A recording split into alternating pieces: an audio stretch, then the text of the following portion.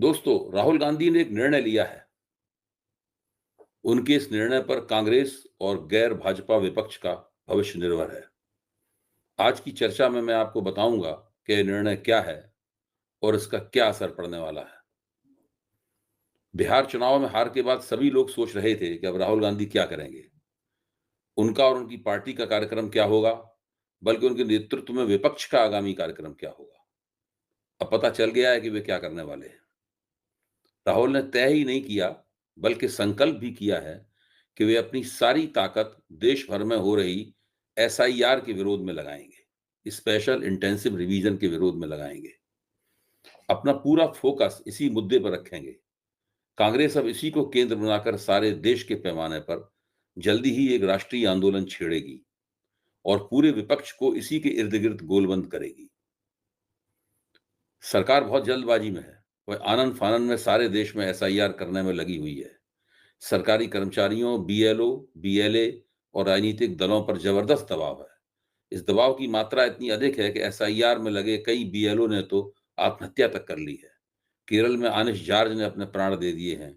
मध्य प्रदेश में उदयमान से सिहारे की बलि एसआईआर ने ले ली है और राजस्थान में मुकेश जांगड़ ने स्वयं को एसआईआर की वेदी पर कुर्बान कर दिया है। केरल में तो बीएलओ और बीएलए ने एसआईआर कराने के इन तौर तरीकों के खिलाफ आंदोलन तक छेड़ दिया है। उन्होंने फांसी के फंदे बनाए हैं और उस आंदोलन के नेता उन फंदों को अपने गले में डालकर खड़े हो गए। दोस्तों, राहुल गांधी का यह फैसला इसलिए भी महत्वपूर्ण है कि बिहार में चुनाव की पराजय के बाद चारों तरफ से राहुल गांधी पर दबाव यह पड़ रहा था कि वे वोट चोरी और एसआईआर की कवायद का विरोध करने का मुद्दा छोड़ दें, क्योंकि ये मुद्दा बेकार साबित हुआ है। दलील ये थी, ये मुद्दा बेकार साबित हुआ है, मतदाताओं ने इसे नहीं थामा।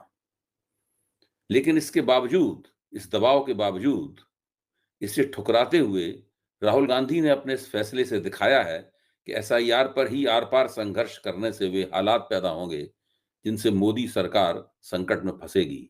चुनाव सुधारों की बेहद जरूरी मांग बुलंद होगी, लोकतंत्र को कमजोर करने की साजिश नाकाम की जा सकेगी और कुल मिलाकर संविधान में दर्ज एक व्यक्ति एक वोट के पवित्र अधिकार की रक्षा की जा सकेगी। दोस्तों, भारत के लोकतंत्र में विकसित देशों के लोकतंत्र की क्वालिटीज नहीं है। यहां पर व्यक्ति और उसकी शख्सियत का विकास यूरोप और अमेरिका की तर्ज पे नहीं हुआ है। मुख्य तौर पे भारत का लोकतंत्र एक चुनावी लोकतंत्र है।